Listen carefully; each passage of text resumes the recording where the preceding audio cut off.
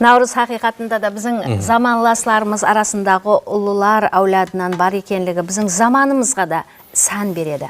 Олардың айрымлары бүгін көріп тұрғаныңыздай студиямызда мархамат көрсетуіміз меймандарменен таныстырып өтің. Олармен таныстырып өтеміз. Айдос бидің 6-шы әулады Насрулла Нағметуллаев, шайыр Қыссахан Қазы Мәулік Бекмұхаммедұлы әуладларынан бірі Рамитулла Хабибуллаев, белгілі мемлекеттік қайраткер Піржан Қалмұратовтың перзенті Полат Қалмұратов, академик Чаржау Абдировтың перзенті Тимур Абдиров һәм халқымыз арасында аты әпсанаға айланған Қарақалпақ медицинасының ірі тұлғасы Оразымбет Қалмұратовтың шаулығы Оразымбет Қалмұратовлар мейманда бүгін бізде. Дұрыс айттыңыз. Саубетімізді енді мейманларымызбенен басласақ. Мінекей халық арасында осындай аты әпсанаға айланған ұлылардың әулатларын сорастырдық. Оларменен мінекей жүзлесуге, әңгімелесуге мясар болдық. Һәм солай етіп студиямызға мұрат еттік мейманларымызды. Қош келдіңіздер студиямызға.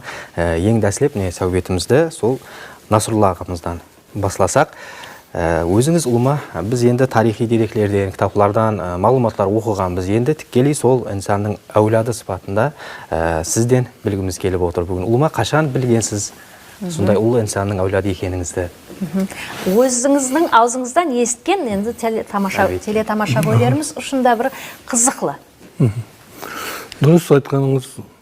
Мен енді есімді білгелі бері білерді енді сондай тәрбиелады. Ата-бабаларыңыздың кім екенін білен деп үйретті. Мен енді кішкентай уақытымда көбінесе енді біздерді ауылда жасаймыз. Қаразүгір районы Құралпа совхозында. Ауыл бұқаралар жиыны бұл күнде. Қазіргі уақытлары Құралпа ауыл бұқаралар жиыны. Мен кішкентай уақытымда енді Ерназар бабамыздың ақылы Мамыт атам, соның жоралары бірге отыратын, отырыс қадырданлары отыратын. Соларға мен қызмет қылатын көбінесе. Солардан көп әфсана естім, көп енді әңгімелерді естім. Бірақ енді соларды бір қағазға түсіріп, баспаға берген деген жүре жақсы нәрсеге, бірақ соны істемеппіз. Енді Айдосу хақында тарихта бір жаман әңгімелер бар. Халық арасында сақланған аңызлар. Бұл енді біздер уақытларға аталарымыз айтатын қойсаң қапты. Ол үйдірме қап қой дұшпалардың істегенін дейді. Бәлкім. Енді бұл ұйымдастырылған нәрсе кешіресің саясат деймін, бұл саясат емес, тарих. Екінің ненің ортасында үлкен бұрынғы дарияның аңғары болған. Аңғарда енді Айдос би шақырмай, басқалар шақырып, тұтып алып, өлтіріп, келлесін алып қанға апарып берген. Енді мәселен біздің Қарақалпақтың тарихында, басқа халқыларда болған шығарда, біздің Қарақалпақтың тарихында бұрында кейін де ондай әдіс болмаған. Бұл хақиқат. Енді мен өзім енді қазір енді 70-темен енді өзім хақында біздер енді мәселен және бір айта кететін нәрсе, Айдос би өлгеннен, әсіресе Ерназар бабамыз өлгеннен кейін біздер әммеміз бір жерде жасағанбыз. Бір жерде де енді Айдостан біздер енді ырза, біздердің бабамыз ырза, Ерназар Алакөз биін біздің ырзаның баласы Іскендер бірге жасағанда. Ерназар көтерілісінде 1856 жылғы Ерназар бабамыздың оң жағында жүрген, бірге нетіп жүрген, сөйерді қаза болған. Енді ол кісіден, мен тарихты айта берсем, ол кісіден енді балалар қалған Іскендерден 6 бала 6 қыз қалған. Оның енді балалары мәселен билік дәрежесіне, болыслық дәрежесіне оның әулады Юсуп, Іскендердің баласы Юсуптен тараған, Юсуптың балалары Қалендер болыс деген тарихта бар. Қалендер болыста болыстық қылған. Ондан кейін қалендердің балалары Палуан, Қаражан, олар да болыстық қылған. Енді Айдос баба өзі тарихта сол белгілі ғой, 22 жасында Бұқарада медреседе оқып отырған жерінде сол уақытта Қарақалпаққа би болған Есенгелді би қартайып, соның орнына әкеліп қойған. 86 жасында қайтыс болған. 86. Теберік жас. 86 жас, бұлайынша нетсең 62 жыл басқарған екен. Қарақалпақ халқын 62 жыл басқарған. Енді ондан кейінгі жаңағы Қалендер болыс, оның балалары Қаражан, палуанлар да кешегі революцияға шекем, орыслар араласынға шекем, елді басқарған. Енді қазіргі уақытлары, мен және бір нәрсені айтып кетейін, біздер тек Айдостан Төрөдің ұрпақларының өзі 60-70-те қожалық бармыз. Балалары, қызлары. Енді Ерназар Алакөздің әулетларын қосқанда 100-ден жетілу қожалықпыз. Демек, бүгінгі заманластарымыз арасындағы ұлы инсанлардың, ұлылардың әулетлары. Олар білімдерді ән ескеру керек. Рахмет, біз кеттік, жұмса табысақ, аманға өстік. Қарақалпақ университетінен шықтық. Бұл жердің шыққанымызда мақсат бағын үшін келдім. Қандай нәрсенің шегі бар.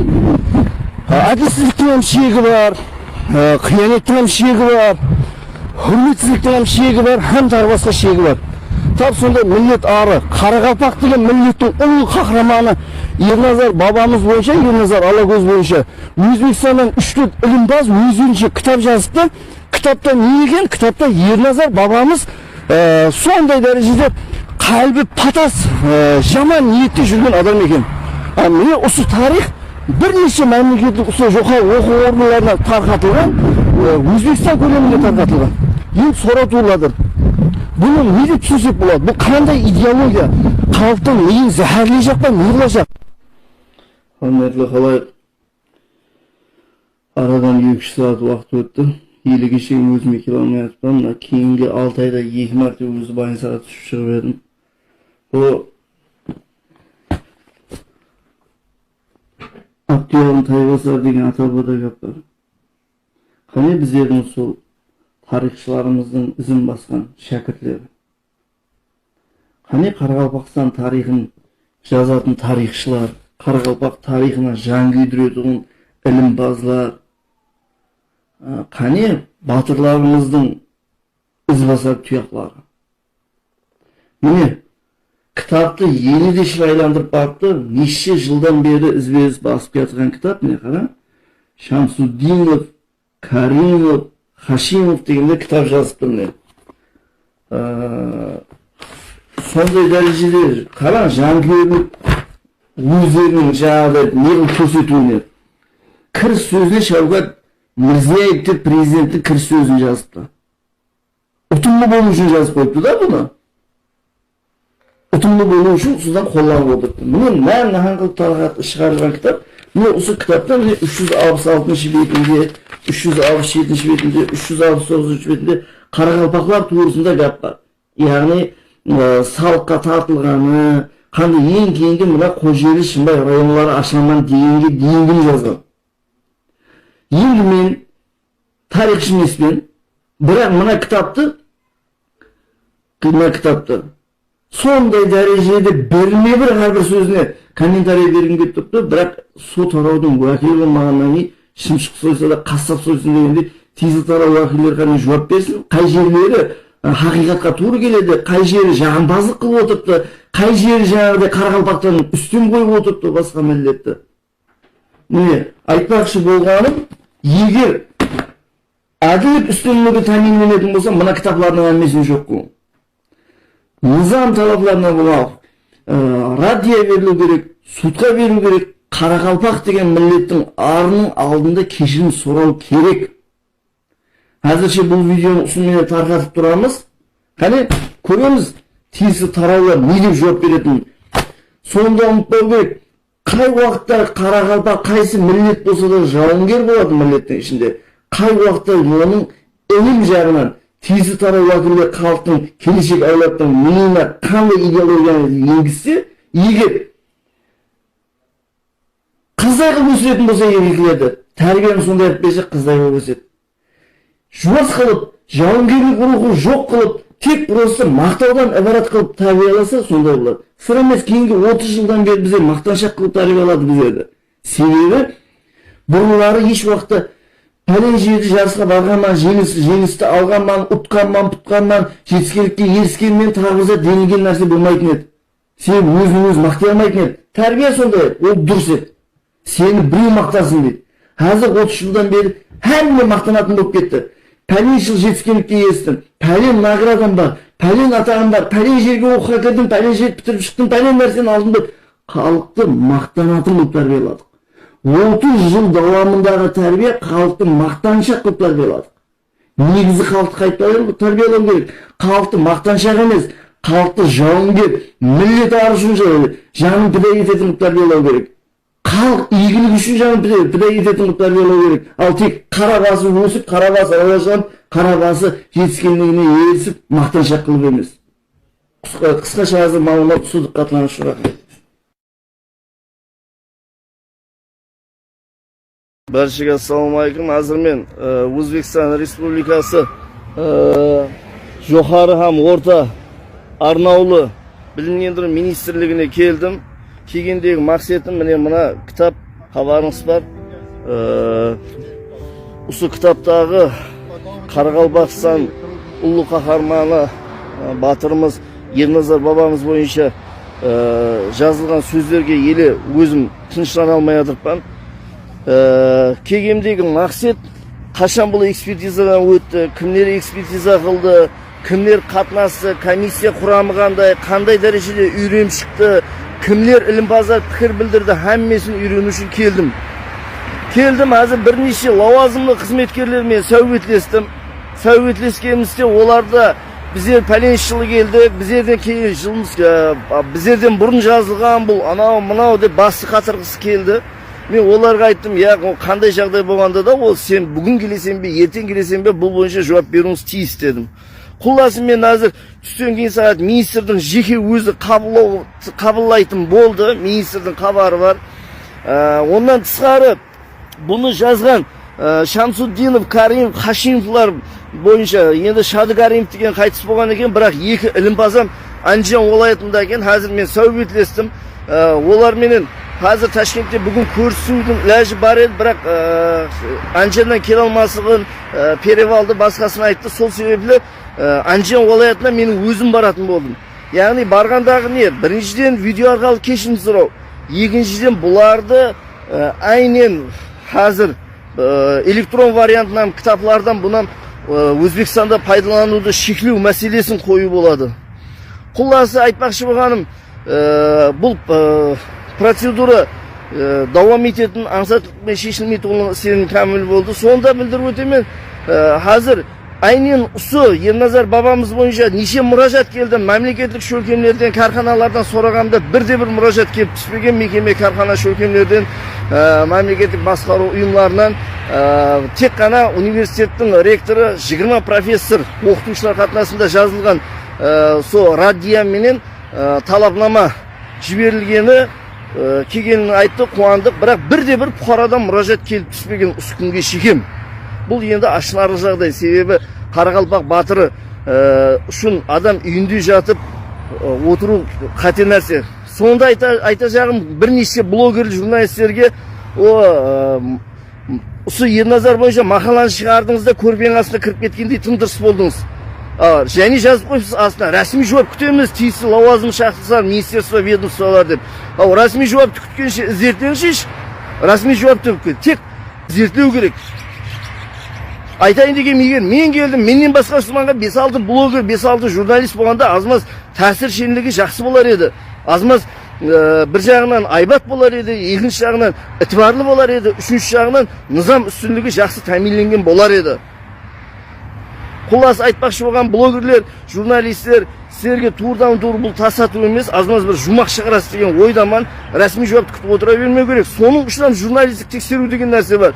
Блогерлерге де тиісті бұл нәрсе. Тексерін, қалеген жерде хақыңыз бар. Жәмеші қадауақынан заңның 4-4 статьясында құқық беріп қойыпты сіздерге. Құлас азы біз түсірген 3-те көрсетім болдық. Енді жағдайға қараймыз. Құрметті қалайық, міне арадан 4 сағат уақыт өтті, 5 сағат. 3-те деді, міне 3-те де келдік, 4-тан болып атырыпты.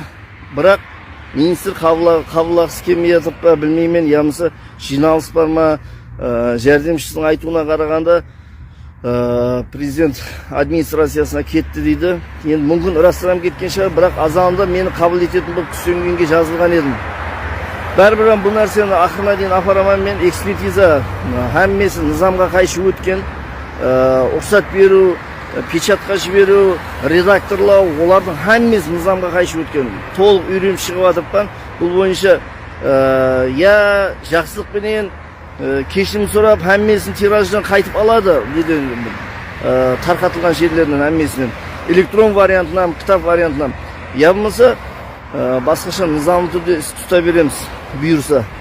Өзбегімні пастқа ұрып, кәрмәнді қылıyatқан ayrim bir qo'shtirnoq ichidagi insonlarga murojaat qilmoqchiman. Bas qillari. Yeta. Faqat O'zbekistondami kamchiliklar? O'zbegim uchun jonim fido. Xalqim uchun jonim fido. O'zbegim yuragida, O'zbegim ko'nglida joy olmaysan senlar. Senlarga aslo bizni ko'nglimizda joy yo'q. Meni qalbimda joy yo'q senlarga. O'zbekni yerga urishlikni bas qillari. Senlarga o'xshab jurnalist emasman. Oddiy o'zbek o'g'loni o'z fikrimni bildiryapman. Har bir o'zbek o'g'loni, har bir o'zbek farzandi fikr bildirishga haqlimi? Haqli. Senlar o'zingni fikringni bildiryapsan-ku. Nodon, aqlsiz. Meni miyamga, meni qalbimga g'arazlik, qo'pol qilib aytganda xitrlik yo'llari bilan qalbimga kira olmaysan. Qalbimda aslo joy yo'q. O'zbegim uchun, o'zbek millatim uchun jonimni tikishga tayyorman. Tez kunlarda ko'rishguncha. Nimaiki ish qilmaylik, shariatga binoan qilamiz. Gapingiz to'g'ri Qospacha. Shu bir narsaga hayronman. Xo'sh, Sizlar nima ish qilsalaring ham qonunga to'g'ri kelaveradi-ya. Bugungi bizning safarimiz shumaqlandi, diqqatlanish rahmat. Qirqinda qo'yildi töbege qulpaq, sak massa ketgan tarag'an o'rtaq. Mehr muruvvetga to'li bul xalq, azildan do'rigan mard qarg'alpaq. Oğlan kıpı aybatlı yedik savatlıdan akıllı bilekte kışar